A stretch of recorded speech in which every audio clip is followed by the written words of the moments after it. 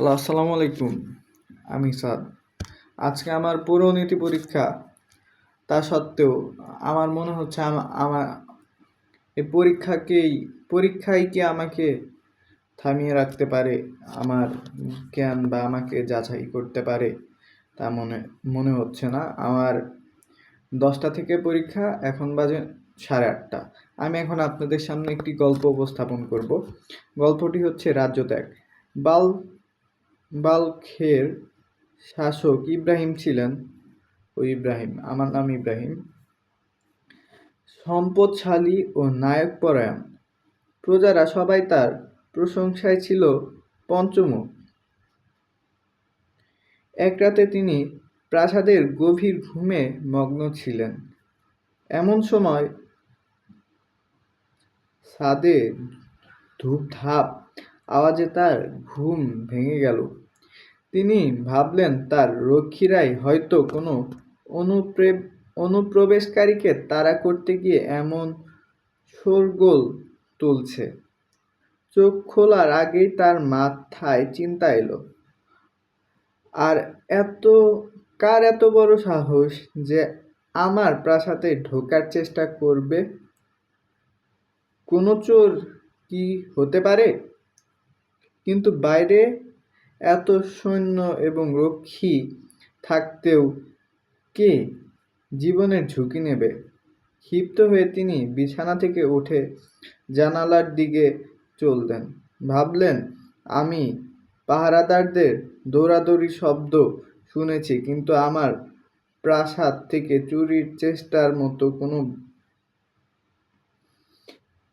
মতো বোকামি কোনো মানুষ করবে না। নিশ্চয় এরা জিন হবে।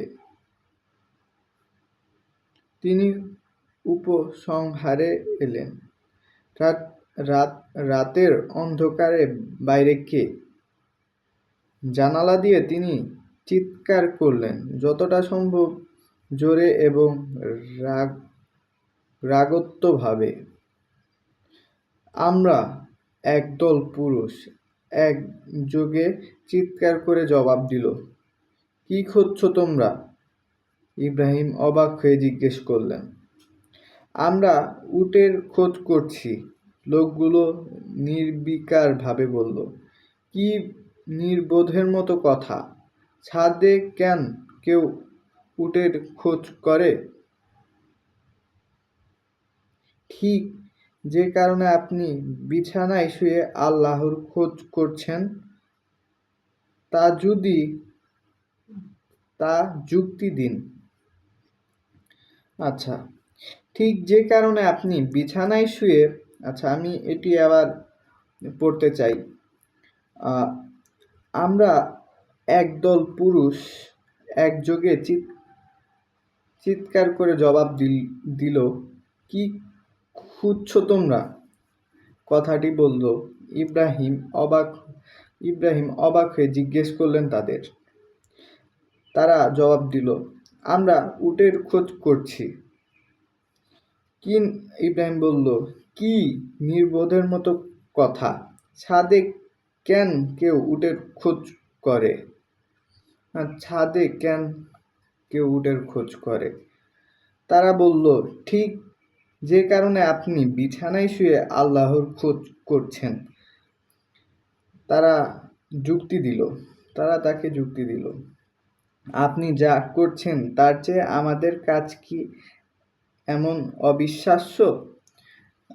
তিনি বিছানায় শুয়ে আল্লাহর খোঁজ করছেন এবং তারা ছাদের উপরে উট খোঁজ করছেন। এর জন্য যুক্তিতে তারা বলল যে আপনি যা করছেন আপনার কাজের চেয়ে কি আমাদের কাজ অবিশ্বাস্য নাকি?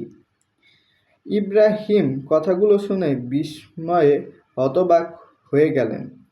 তারপর হাতের সামনে যে পোশাক পেতেন তাই গায়ে চাপিয়ে চিরতরে নিজের প্রাসাদ ছেড়ে নিরুদ্দেশ হলেন। তাকে আর কোনো খোরাসার প্রদেশে দেখা যায়নি। একজন মহান সুফি হিসাবে তার নাম পারস্য জুড়ে খ্যাতি অর্জন করেছিল। তার গল্পটি বহুকাল ধরে মানুষের মুখে মুখে চলে এসেছে, অতীত জগতের রহস্যগুলো নিয়ে অনুপ্রেরণা জাগিয়েছে। সো আপনারা এই গল্পটি শুনে নিজের ভিতর থেকে আসলে কি অনুভব করতে পারলেন অবশ্যই কমেন্টে জানাবেন। সো আজকে থাকেন, আসসালামু আলাইকুম।